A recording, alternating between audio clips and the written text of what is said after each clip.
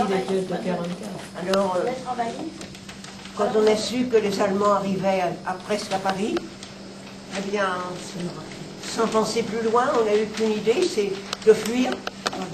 On est parti dans des conditions invraisemblables, avec des petites charrettes, des poussettes, avec quelque chose qu'on voulait garder. On est parti comme ça, et on a fait des kilomètres.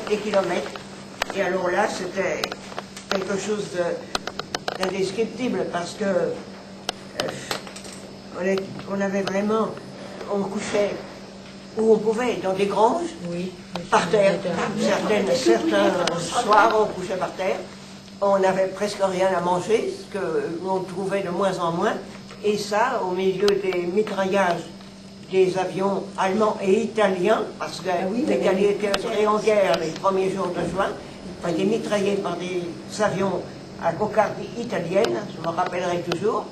Et on était là avec les Allemands qui étaient vraiment, finalement, tellement près qu'ils nous ont rattrapés, enfin plus ou moins pour mon compte personnel avec ma famille.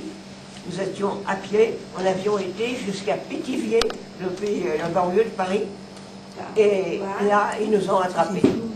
Donc, on s'est dit, nous n'avons qu'une chose à faire, c'est de revenir, et ça a été affreux, parce que c'était encore fumant, si je puis dire, hein. Il y avait encore les destructions, les animaux qui avaient été tués, qui étaient gonflés, qui étaient morts, c'était horrible à voir.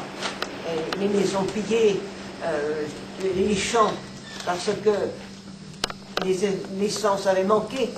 Les gens avaient commencé, il y avait trop de monde dans la route, ils avaient commencé à passer dans les champs, et ceux qui étaient à pied passaient aussi, et là, toutes les récoltes perdues. Et de l'autre côté, défilaient les Allemands descendaient sur la route, et nous, dans les champs, nous remontions chez nous, puisqu'il n'y avait plus rien qui nous retenait.